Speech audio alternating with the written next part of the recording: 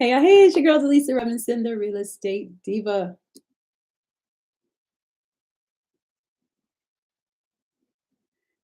Hey.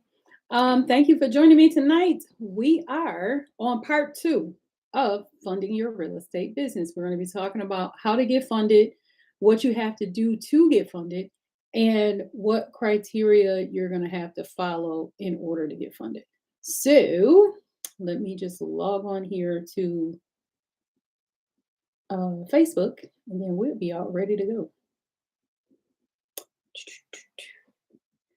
So, do me a favor, grab your pens, grab your papers, tell all your friends that we're on and join us because we're getting ready to do a deep dive into this thing called real estate funding because you guys know, just like I know, it's something that a lot of people don't know about, don't talk about, don't understand, or just they don't have a clue how to get it done.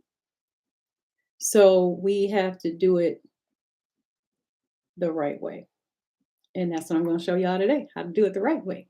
All right. Now, the other day we talked about, I'm having some trouble with getting into Facebook right now, which is crazy.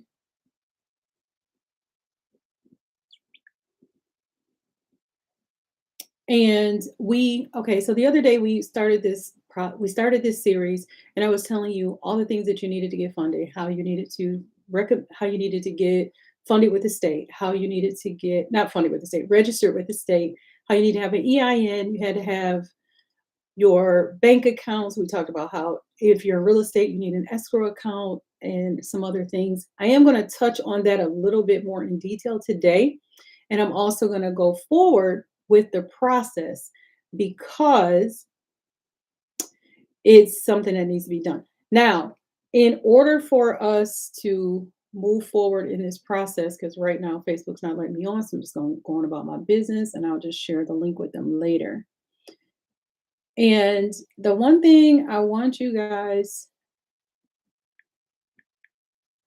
to understand is that there's a process and order that you have to have your business up a certain way. We talked about the virtual office versus the virtual address. We also talked about the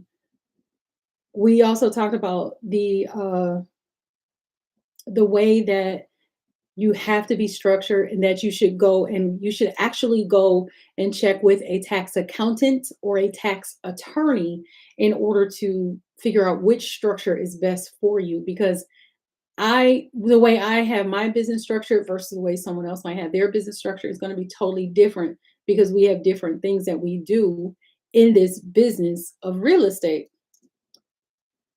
So therefore we can't actually go through everything I can't tell you which way to set because a lot of people say, oh, should I be an S Corp? Should I be a C Corp? Should I do an LLC? I don't know what your state laws might say. I don't know what your tax accountant and state and your city laws might say, your county laws might say. So how you set up and structure your business is going to be basically on you, how you want to run your business. That's the one thing I can tell you without a shadow of a doubt. You're going to have to the reason why and how you're going to run that business and how you're going to set it up and what structure or entity you choose to register under, that's going to be something that you have to speak to a professional about.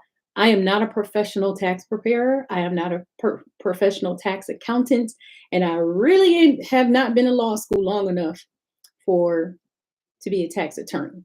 So I'm definitely going to tell you guys to make sure you go into when you get into this space that you get into the space of your what is this?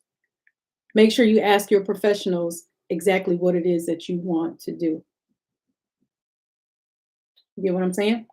Now, for those of you who don't know me, my name is Delisa Robinson, and from 2023 and beyond, I will be your favorite real estate diva out here slutting it up in these real estate streets for the past 25 years. This whole week, I am celebrating what I call the big nickel, 25 years. 25 years ago on Saturday, February 4th, I bought my first investment property. So that was the year of 1998. And I bought a duplex in University, the University District in Buffalo, and that I house hacked it because I lived in one unit and my tenants upstairs, they paid my mortgage. So that's how that worked.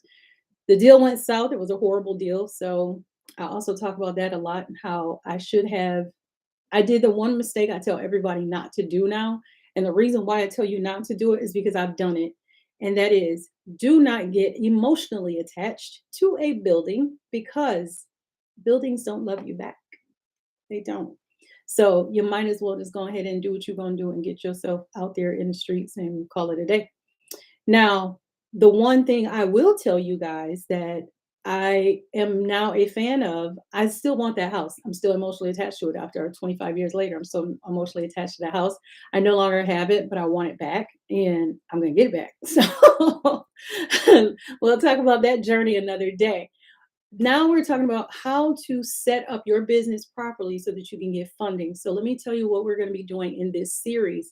If you are just joining me on part two, I'm going to tell you guys to go back in the archives, check for part one, listen to it, go through it, make sure you have everything done, and then come back. Also, I mean, you can stay here and join us now, but I want you to make sure you watch part one because there was a lot of information in part one that you guys needed to see.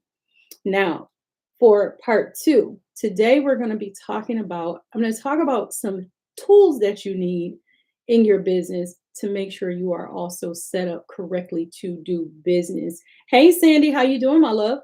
We're going to be doing that today. So now I've already told you guys how I started. I started out as a buy and hold investor, and I did that for probably 15 years before I started flipping. And then I did short term rentals, long term rentals, mid-term rentals.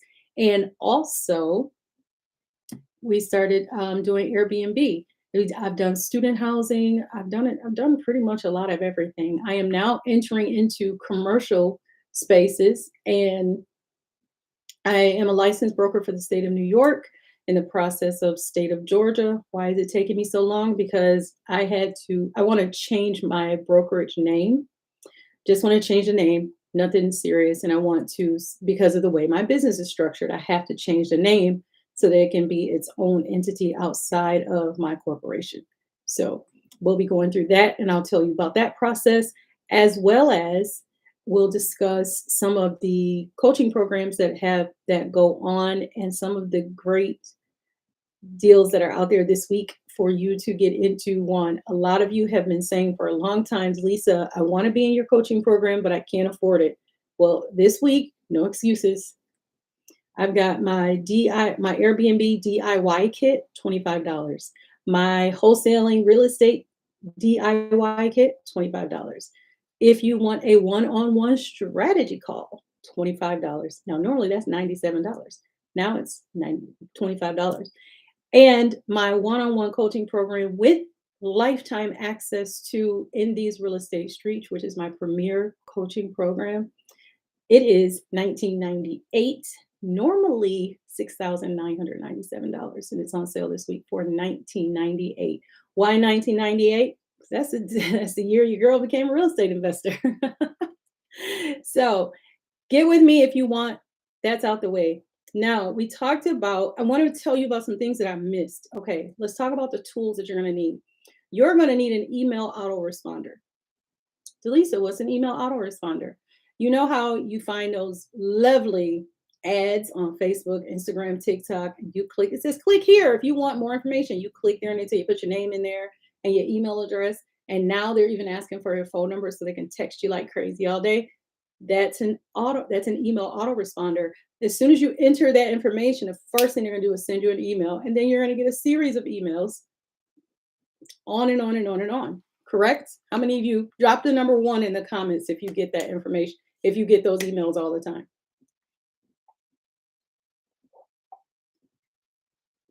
I do because I sign up for everything. But let me tell you what I do.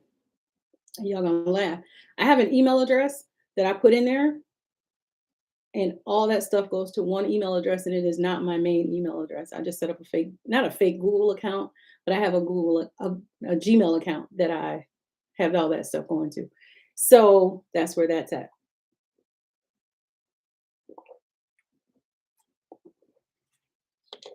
Also, some rules of engagement when you hanging out online with your girl. Rule number one, if I say something that you do not understand, please ask a question so that I can get your question answered as quickly as possible and in a timely manner.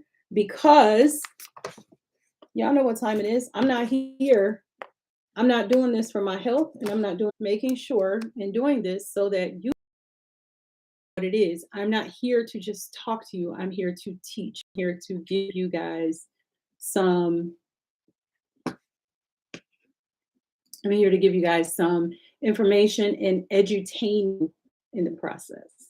All right. Now, another rule number two, we don't like rude or disparaging comments in our comment section, and you will, and I do blocktisms on those types of comments all the time. So if you get a little bit beside yourself and you feel like you can't handle yourself, I need you to exit the chat, exit the live, so we can, so the rest of us can continue being entertained. Okay.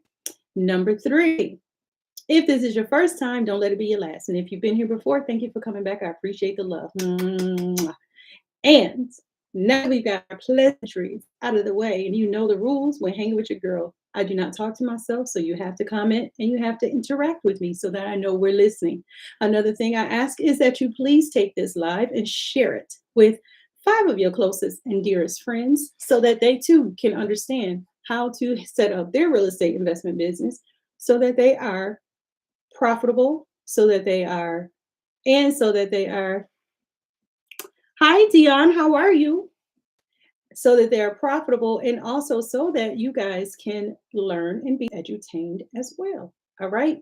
Now, we were talking about funding your real estate business. And I know a lot of people say, oh, that's not the sexy part of real estate. It's not, but it's a necessary part of real estate. Now, if you want the sexy part of real estate, let me tell you what you need to do. You need to understand the fundamentals first. So let's make sure our businesses are set up correctly so that we can get all the information that we need in the process of doing this. Okay. Okay. Now, my ladies, my friends, my gentlemen, my heifers, my hustlers, my divas, my dudes. Let's get this part started.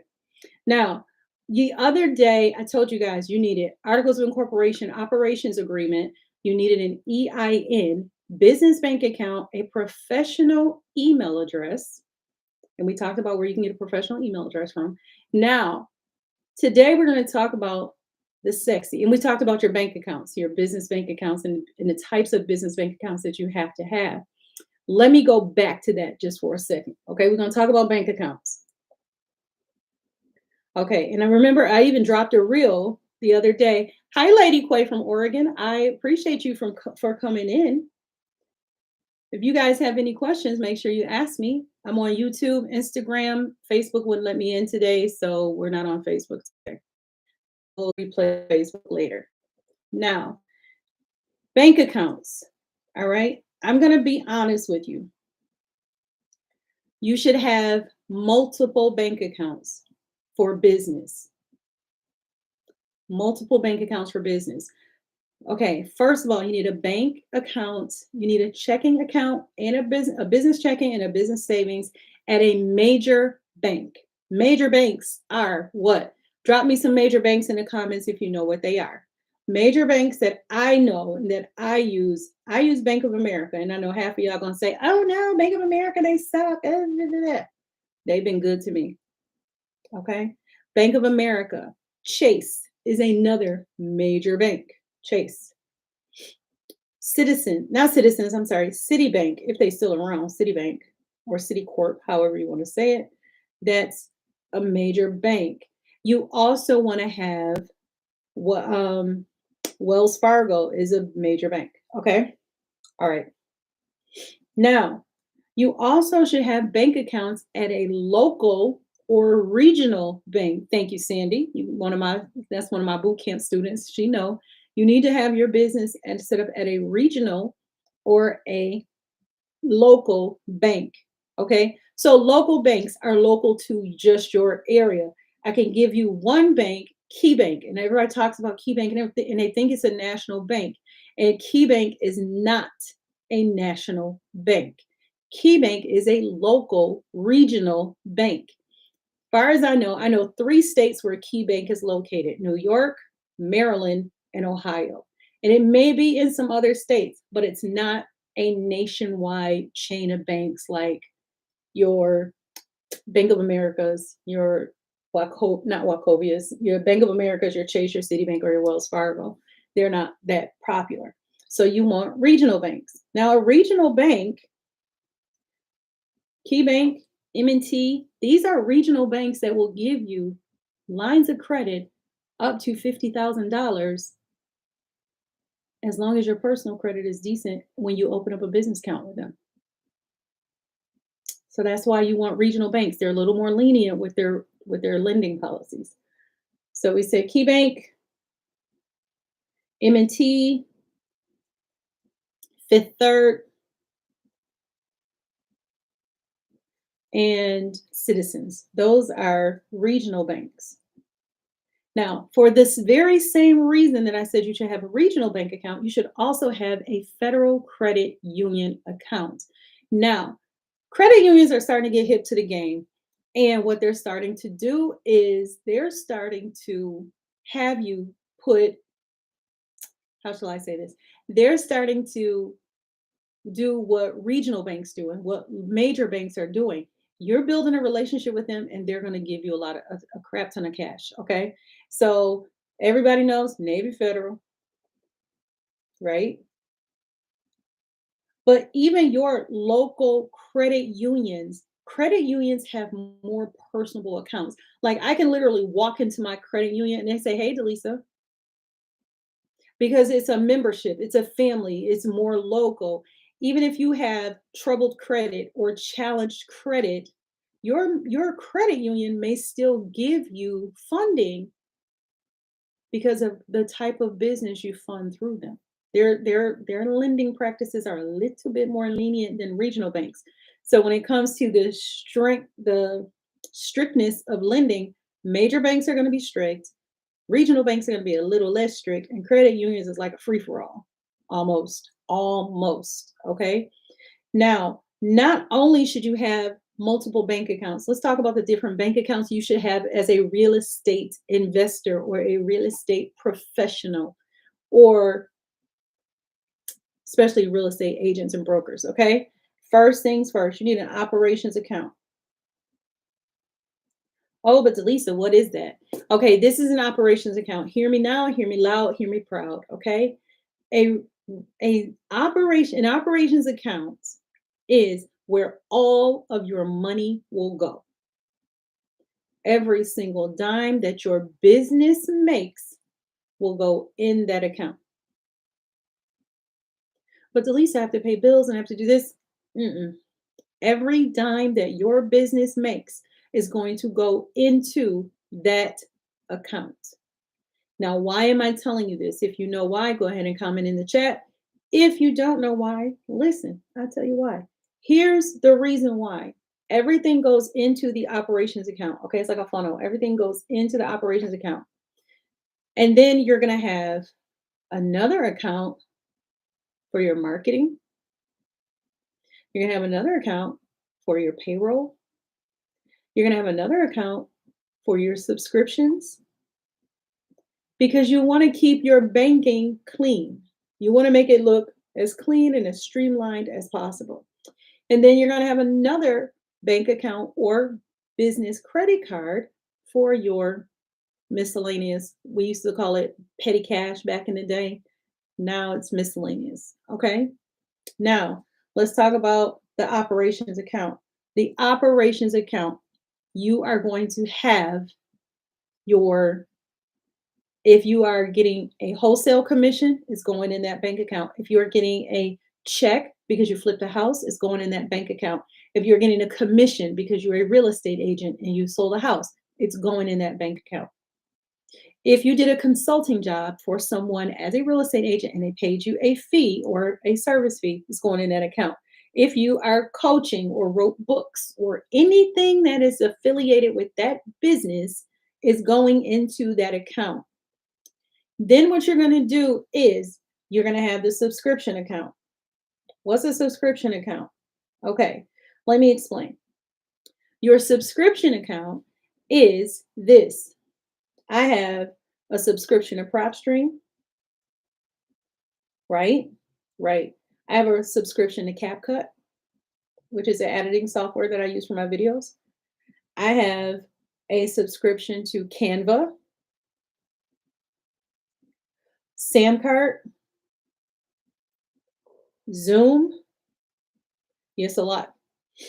Shopify. You see where I'm going with this? So all of that money has to sit in that account. Now, a lot of these I pay on an annual basis. Lead Pages, just to keep naming a few. Deadline Funnel,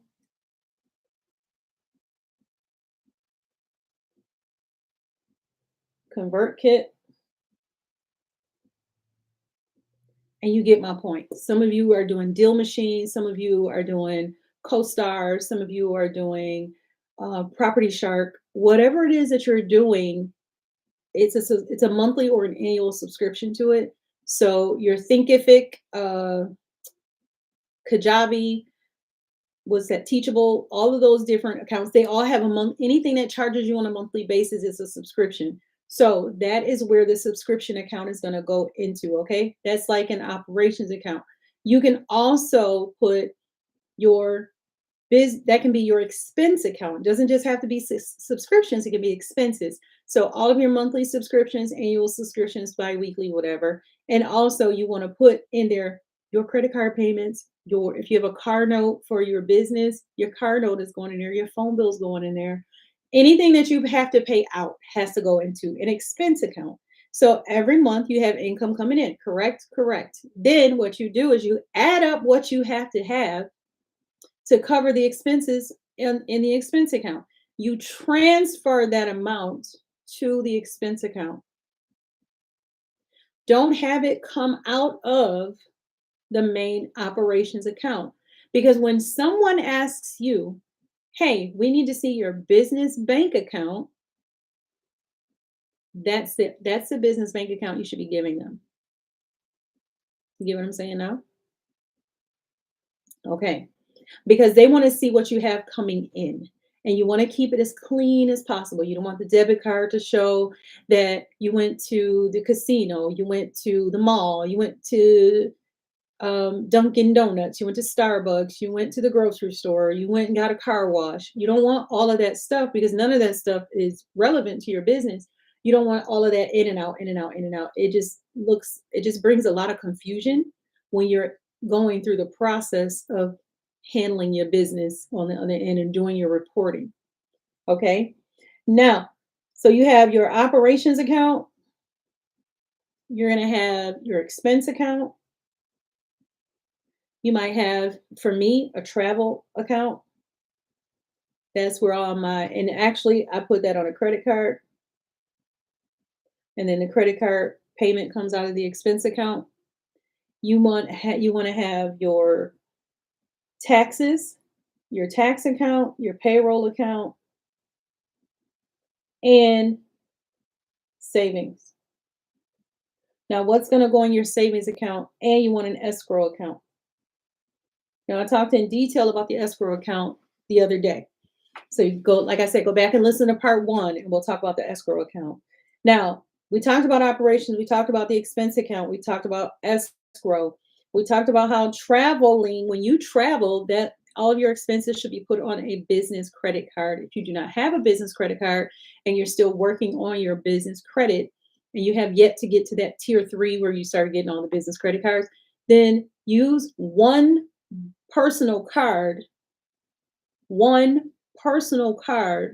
for all of your business expenses. Okay, that's what you're gonna do. All right. Or if you don't have any credit cards and you still want to do this, what you do is you put the funds into a travel account And that is where you use and charge your card from. Okay? Okay. That's what we doing. That's what we doing out in the streets, right? All right. Then that's what we doing. What else we gonna do? Okay. Now, so we have our operations account, our expense account, a travel account if you don't have a credit card. If you do have a credit card, you want to use your credit card for your travel account because you want to get all your points and stuff. You want to have one for taxes because you should be putting a certain percentage of your money away for taxes at the end of the year. Okay. And you want to have a payroll account and savings accounts. Those are all of the bank accounts you should have, right? Sounds like it's easy, sounds like it is, but it's not because y'all not going to do that. Now, another account that you're going to need, like I said, you need an email autoresponder. That's that email where they send mass emails to you all the time. Guess what else you're going to need? You're going to need a payment processor. No, I'm not going to need that. Yes, you are.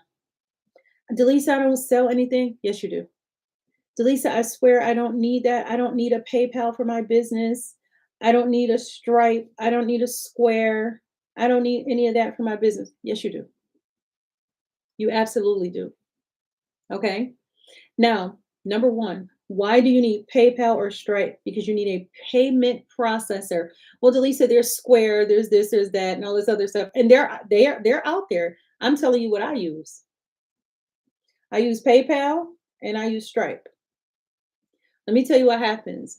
PayPal and Stripe both allow me to send invoices to my Airbnb guests who are staying long term. If they're not going through Vrbo, if they're a repeat guest, they're not going through Vrbo. They're not going through a Airbnb. They might be coming to me through Furnish Finder. Furnish Finder, they have to pay me directly.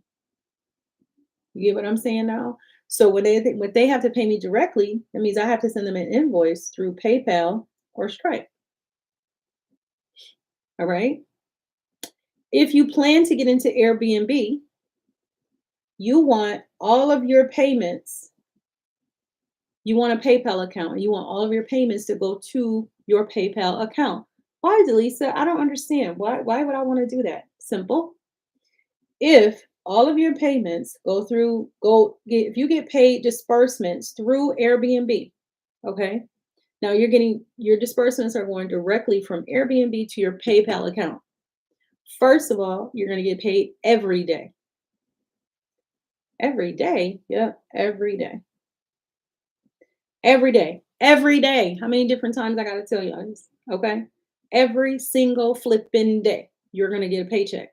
Let me tell you why. Because if your guest checks in on Wednesday before Thanksgiving and you put your bank account information to be paid out through Airbnb, guess when you're going to get paid? Monday. So you got to wait almost a week to get your money. But if you have them pay you to your PayPal account and they check in the Wednesday before Thanksgiving, guess who's getting paid on Thanksgiving Day? You are, you smart person. You're going to get paid. Hey, Juan, you're going to get paid. Hey, Steve, you're going to get paid on Thanksgiving Day.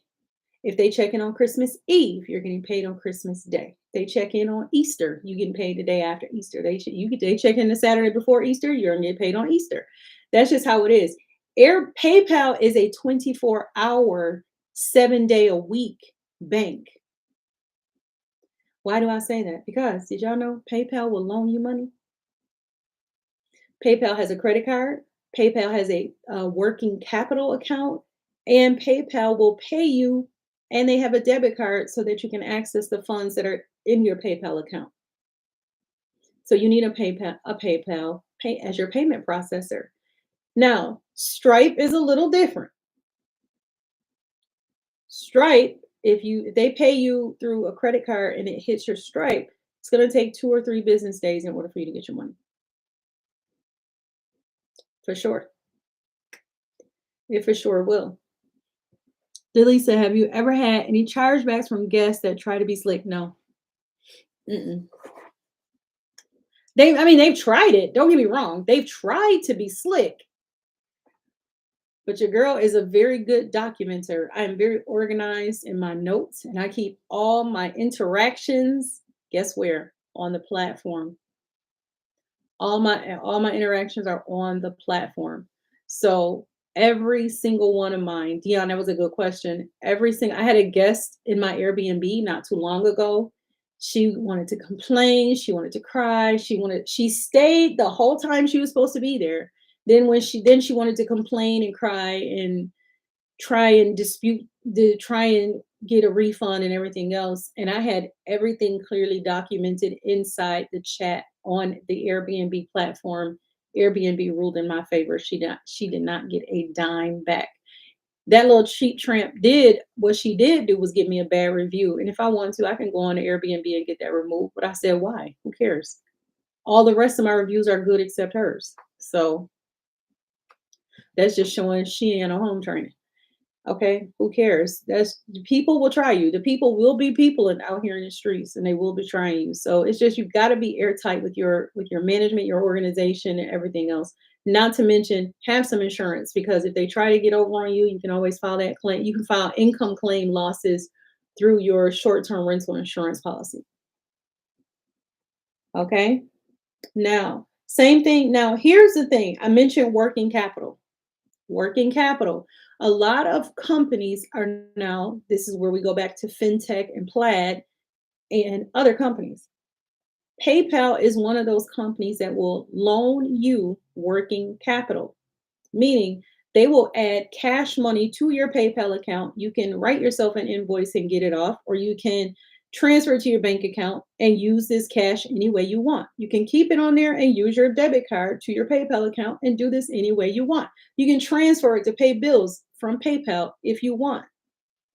This is how it works. PayPal will send you an email once you have hit a certain threshold. The threshold is different for everybody, so please don't ask me what's the threshold because I do not know.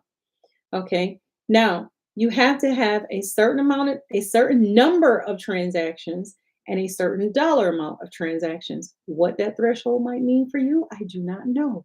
So I can't tell you what it is that they do. I can tell you from my own experience, the first time that PayPal invited me, because that's the only way you can get working capital through PayPal, unless they've changed the policy recently. Because last I checked, when I talked to the girl, she said the only way to get working capital was to be invited to it. PayPal will send you an email saying, hey, you might qualify for working capital. This is where they're going to send it to you. The first time they sent it to me, I qualified for $3,500. Hey, Janae, how are you? I qualified for $3,500. So I got $3,500. They're going to ask you, how do you want to repay it? 10%, 20%, 30%. And I think one of them might say 15% of your future sales. As long as you make a certain payment in 90 days. So say I had to pay $350 back in 90 days, right? Now, if I had 3,500, they're going to charge me, say, 6% interest. And I have to pay it back. You don't have to pay the whole 3,500 back in 90 days. I had a payment of $389 due in 90 days. That's how much I had to pay back. They took 30% of each payment because that's what I signed up for. Okay. I have Airbnbs. So by me having Airbnbs, guess what's going to happen? Every time my Airbnb money hits, PayPal will take 30% to pay back the loan. I've been paying off the loans within 90 days because they take 90% of the Airbnb money. I mean, 30%. I'm sorry, 30%. Stripe does the same thing. They take 20% though. They tell you how much they're going to take. Yeah, they do. And they base this on how much money is how many transactions you have going through your PayPal or Stripe account and dollar amount of those payments going through your Stripe and your account. Okay, so that is how you get working capital with PayPal or Stripe. Guess what else? Hey Tiana, how you doing? Guess who else does this? QuickBooks, the same exact way. QuickBooks is attached to your bank account and they look at how much money you have coming through that operations account, right? And how much is leaving. And then after a period of 90 days, you may qualify to apply for a working capital loan through QuickBooks. And the same thing, they will then take a percentage or a set amount of payment from you each month to pay this off. That's how it works. Furniture stores are now doing the same thing. This is called a Plaid platform. They will link your bank account to your Plaid account and they will automatically withdraw the money on your paydays because they make you do it through a personal account. If it's a furniture store, they'll make you do it through your personal account. And they will do this based on your pay dates. And they'll go by, oh, you got X amount of dollars going through your account. We're going to take X amount every 2 weeks or whenever you're paid. If you're paid once a month, they're going to take it once a month. You're paid twice a month, they'll take it twice a month. You're paid every 2 weeks or every week, they'll take it at that time. So what you then will get is you'll get they base it on the amount of money that goes through your checking account. So your credit score doesn't matter. They don't even run your credit. They don't even run your credit. Your running your credit is not even an issue. They're not going to run it. Okay. So these are called Plaid and FinTech companies. They have them for personal and they have them for business. So that's why I said, everybody, you should have everything else that everybody wants you to have. But why do I need a Stripe or a PayPal? I just told you, because you're going to have your Airbnb money directly deposited to your PayPal account. So Airbnb pays out 24 hours. So if somebody checks in on a Wednesday, you get paid Thursday. They check in on a Saturday, you get paid Sunday. They check in on a Friday, you get paid Saturday. That's how Airbnb works. Okay. Vrbo, because I had to have it linked to my personal, not my personal, but my business account, and I had a checking account linked to it. Guess what happened? I would get paid 3-4 days later. They say they pay out within 24 hours, and they send you the invoice within 24 hours telling you what you're going to be paid out, but the money doesn't hit your account till 3 days later, 3 or 4 days later, depending on what day of the week it is. So unless you set it up with PayPal. So there it is. Now, another thing you are going to need besides this, I told you about I said you're going to need what? Your articles of incorporation, your EIN, your operations agreement, your business bank accounts, all of them with different banks, okay? I said you're going to need a payment processor. I said you'll need an email autoresponder. You're going to need a DUNS number. We talked about the DUNS number. This is your social security number for the credit bureaus for business credit reporting. We talked about that. Now, I'm going to talk in detail starting tomorrow. No, wait, I don't want to. Yeah, tomorrow I'm going to come on early in the day. Tomorrow, earlier in the talk, and we're going to talk about this is where it's going to get deep. Okay. And we're going to be talking about the different types of loans that you will qualify for and different types of funding that you will qualify for for your real estate transactions. I only do real estate funding. I don't talk to me about how can I get this credit card and how can I get my card. No, that's Tiana and Kyra's job. I don't do that. Sorry, I don't do that. It's not for me. I don't do credit repair. I don't do funding. I can and do loan originations where I gather the information. I send it over to one of my lenders, one of my preferred lenders that I do work with in regards to flips and things like that, because I have broker agreements with a bunch of lenders. So yes, I can get you funded. That part is cool. I can get you funded. But however, I don't go out and say, hey, you should do this. Now, Tiana and Kyra, that's they jam. That's what they was put on earth to do. Delisa wasn't put on earth to do that. Delisa is not going to sit here and tell you, hey, you know what? You should get this card and this card and this card. I'm not going to tell you that. I'm gonna send you over to them, and they're gonna send you back to me, and I'm gonna show you what to do with the card once they get it for you. But I don't tell you what cards to get because I don't know. I'm being honest, I'm not a credit specialist. Sorry. So that's where we at with that one. Okay. Now let's talk about. We're going to talk about traditional loans first. Then we're going to talk about commercial loans, hard money loans, and we're going to talk about creative strategies.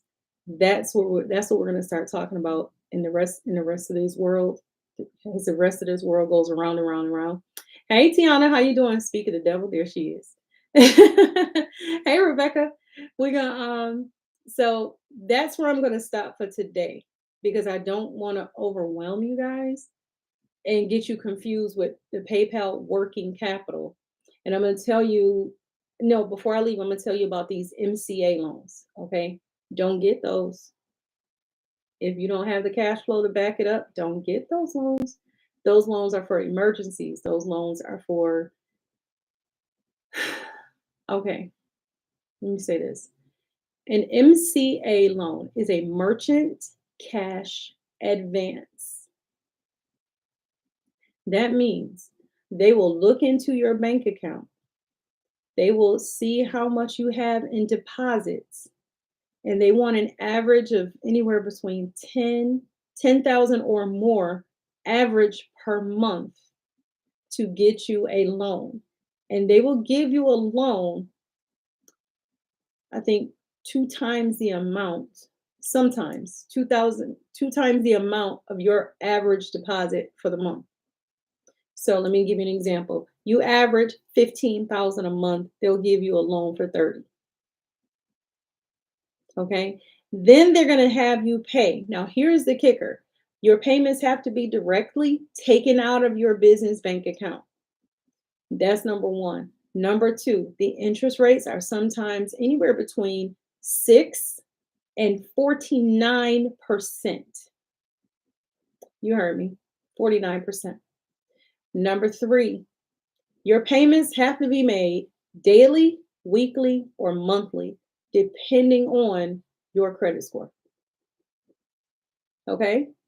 Now, have I taken out these loans before? Yes, I took it out as a bridge loan between the payments of one between me closing an account. I needed quick cash to close an account, and that's what they'll call it. Oh, it's transactional funding.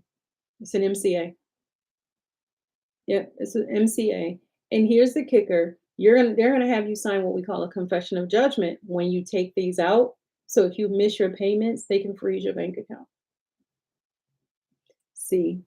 Mm-hmm. Mm-hmm. Mm-hmm. This is a type of crap that they do. So not only are you paying, and you only have 90 days to pay these loans back. The majority of them, you only have 90 days to pay them back, and you're taking payments out every day. Now, I had one for $25,000 for transactional funding. They were taking $500 a day out of my bank account. And I paid it off, no problem, because I had the money coming in. And as soon as I got the money that I was waiting on, I hurried up and paid the rest of it off. And so I wouldn't have to pay I think my interest rate was 25% on that loan, which is crazy in itself. So yeah, those loans are dangerous, dangerous, dangerous, and more dangerous. They're called merchant cash advance loans. You can look them up. They sound real sexy. They do. They sound real sexy when they're selling it to you. And then it's not sexy if you miss a payment. It's not sexy if you can't pay anymore.